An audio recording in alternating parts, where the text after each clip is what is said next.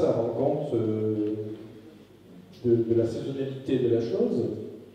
Dans cette période-là, si tout va bien, vous avez une formation d'eau dense efficace et elle permet une augmentation de la biomasse, elle permet aux organismes de se développer. Mais tout ça avec un temps, et une fois qu'on a bien mangé, après il n'y a plus rien à manger. Et on passe à un système de production régénérée. Ce ne sont pas les mêmes populations. Là, vous avez un plancton végétal relativement gros, des diatomées essentiellement, qui sont très importants pour notre chaîne alimentaire. Et ensuite, quand il n'y a plus rien à manger, qu'on se recycle, c'est la revanche des petits organismes, où la boucle microbienne est très forte, et en termes de séquestration, ça vaut rien. Et en même temps, sous l'action de la chaleur, la colonne d'eau se stratifie. Il y a des étages plus chauds que d'autres, et ça permet très peu d'échanges. Bon, donc ça, c'est pas bon pour nous. Ça existe, hein, chaque été, on va. Bien. Alors, enfin, nous arrivons vraiment à notre sujet. C'est bien gentil. Quel est l'impact d'un réchauffement? Alors, on en a dit un mot tout à l'heure. Si nous avons une succession d'hivers doux et pluvieux, alors ça c'est très mauvais parce que la couche marine de surface n'atteindra pas la densité nécessaire pour couler. Et si elle ne coule pas, eh bien il ne va rien se passer. Il n'y aura pas de nutriments. Et donc, pratiquement toute l'année, on va avoir des tout petits organismes qui vivront de recyclage. Et pendant ce temps-là, le CO2 s'accumule dans l'atmosphère. Donc ça, c'est très préoccupant.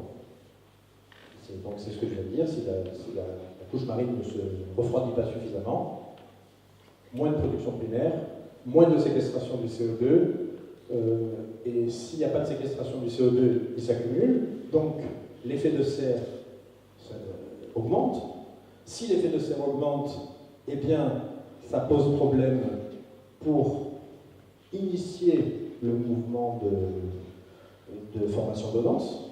Et là encore, comme presque toujours, on tombe dans des espèces de cercles vicieux qui font que, je le répète, le réchauffement entraîne le réchauffement. Alors, peut-être qu'un autre scénario est possible, parce que on observe, en tout cas en Méditerranée, une évolution dans la fréquence des coups de vent.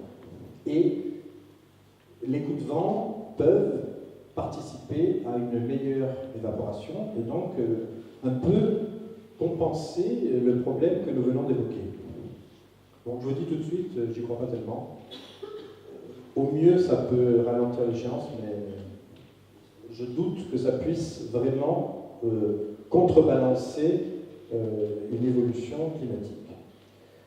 Pourquoi il y aurait de plus en plus de vent? C'est parce que si la planète se réchauffe, la ceinture intertropicale s'étend. Je m'explique.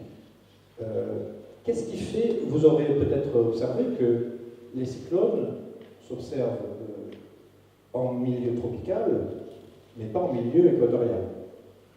Qu'est-ce qui détermine les instabilités de ce genre? C'est la rencontre du front froid qui vient pour l'hémisphère nord, qui vient du nord, l'air polaire, qui rencontre l'anticyclone subtropical qui, lui, est plutôt chaud. D'ailleurs, nous sommes bien placés ici pour le savoir, les épisodes dits cévenols procèdent du même principe. Vous avez la mer qui est chaude trop longtemps, c'est le principe du bain-marie, hein, quand la mer est à une certaine température, elle la garde assez longtemps. Et il y a un moment, au mois d'octobre, en novembre, où cette mer très chaude, cet air chaud qui vient de la mer, rencontre un air froid qui vient des Cévennes, et ça crée des instabilités. D'accord? C'est exactement la même chose. Si on admet que la planète se réchauffe, ce que je pense personne ne contestera ici, eh bien, la zone de rencontre du froid et du chaud se déplace dans l'hémisphère nord vers le nord et dans l'hémisphère sud vers le sud. c'est ce qu'on appelle la tropicalisation de la Méditerranée. Parce que on observe de plus en plus des phénomènes qui étaient tout à fait exceptionnels il n'y a pas si longtemps. Donc, c'est peut-être lié à ça, probablement, mais je doute que ça change grand-chose à terme. Bon, bref, on ne sait plus très bien où donner de la tête. Nous avons besoin d'évaporation et de salinité. C'est clair. Ça donne une production primaire supérieure. Si on a du réchauffement et une stratification de la colonne d'eau, ça par contre, c'est pas bon. Les apports externes de nutriments, c'est bien. Attention, il faut être prudent, parce que les apports externes de nutriments, une partie vient des activités humaines. Ça ne veut pas dire qu'on ne va pas se mettre à polluer de manière complètement incontrôlée, sous prétexte d'apporter des substances nutritives. D'autant plus que les apports externes de nutriments peuvent conduire à des déséquilibres. Pour une raison très simple, nitrates, phosphates sont pour partie produits par les activités humaines, ce n'est pas le cas des silicates. Or, les silicates constituent le squelette externe des diatomées, qui sont les espèces les plus abondantes et les plus volumineuses du plancton végétal, et donc qui jouent un rôle majeur dans ce phénomène de séquestration du CO2. Bref, je le répète, c'est pas très facile à modéliser tout ça. Bien. Donc on a dit qu'il y avait un problème de photosynthèse si on a un réchauffement, mais n'oublions pas que si vous avez un processus, non seulement la photosynthèse est plus difficile, mais aussi vous risquez d'aggraver la situation. Je m'explique, s'il y a des diatomées qui deviennent minoritaires au lieu de dominer le premier stade de la chaîne trophique, si vous laissez le champ libre à ces toutes petites espèces, eh bien, on retombe dans la situation d'une production primaire qui est beaucoup trop faible, une production nouvelle qui est beaucoup trop faible. Bon, bref, tout ça pour dire qu'on a un réchauffement qui perturbe la photosynthèse et c'est lié à la perturbation de la pompe physique puisque vous n'avez plus de remontée de nutriments. Ça, nous l'avons vu. Mais il y a une deuxième raison, c'est également que le CO2 se dissout d'autant mieux que l'eau de mer est froide. J'ai une illustration avec une bouteille de champagne, et là encore, le 15 août, vous pouvez faire une deuxième expérience avec une bouteille qui sort du frigidaire et une qui est laissée au soleil. Vous les ouvrez toutes les deux, vous verrez la différence. Si la température est élevée, le CO2 se dissout très mal dans l'eau. Donc, ça pose encore un problème, parce que si la température s'élève, le CO2 se dissoudra beaucoup moins bien, et donc il va s'accumuler dans l'atmosphère. Bon. J'espère que vous ne perdez pas le moral. Il y a de quoi s'inquiéter. Bon, et ça, c'est pour dire que les surfaces oligotrophes, c'est-à-dire les surfaces qui sont de moins en moins productives, eh bien, elles augmentent depuis les années 2000 de manière tout à fait spectaculaire. Donc, il y a des raisons, quand même, de s'inquiéter sur la productivité de la planète. Alors, on va revenir à la pompe carbonate pour parler de cette question d'acidification. Alors, vous avez votre pompe carbonate, bon ça c'est la dissolution du CO2 qui donne des ions carbonés. Sauf que cette dissociation, ça donne aussi des ions H3O+, autrement dit des protons, qui sont caractéristiques de l'acidité. Plus vous avez de protons, plus c'est acide. Donc, plus vous dissolvez du CO2 dans la mer, et cette première phase est nécessaire. Si on veut faire la photosynthèse, il faut qu'il y ait du CO2. Mais si dans l'atmosphère il y en a encore plus, ça fait une sorte de surpression, on pousse vers la dissolution dans les eaux de surface et on crée de l'acidité. D'ailleurs, ça c'est un fait, vous en avez entendu parler, les océans deviennent de plus en plus acides. Et c'est lié à l'augmentation de la concentration de CO2. Et bon, il y a quand même plusieurs dixièmes d'unités qui peuvent, enfin, 0,4 en 2100, c'est beaucoup.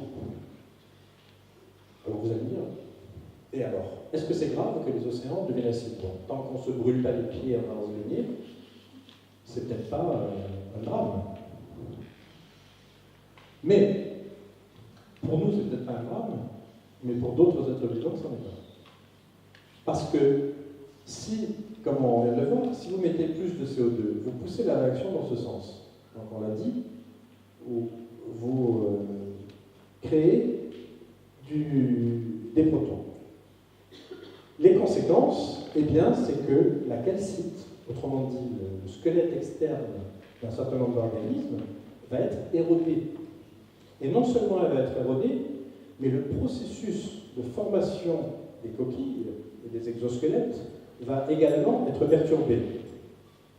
Alors pour l'instant, on ne sait pas encore très bien comment les écosystèmes peuvent réagir, mais on a déjà des éléments qui nous montrent que ce n'est pas vraiment la joie pour certains organismes. Alors les coccolithes dont nous parlions tout à l'heure pour les falaises de Douvres, en voici un dans un état à peu près normal, et dans un milieu légèrement acidifié, hein, parce que la différence est relativement faible, eh bien, il devient translucide, mou, enfin, ça ne marche pas. Et ça, c'est pour des théropodes, on a à peu près la même chose. Regardez, la coquille devient franchement réduite à quasiment rien. Donc, il y a beaucoup d'organismes qui risquent d'avoir du souci à se faire à cause de l'augmentation de l'acidité des océans. Donc, les moules, les oursins, les ophiures, théropodes, on l'a dit, ça, vous avez des beaux coquilitophores, des foraminifères qui sont des protozoaires, des coraux, des algues eucarygènes, des coraux d'eau froide qui sont des coraux profonds, crabes, enfin on ne va pas tous les faire, mais ça ce sont des espèces relativement emblématiques. Et surtout, enfin quand je disais que ça, a priori ça n'embête que ces organismes, c'est pas tout à fait vrai, parce que ces organismes, comme tout un chacun, trouvent leur place dans une chaîne alimentaire.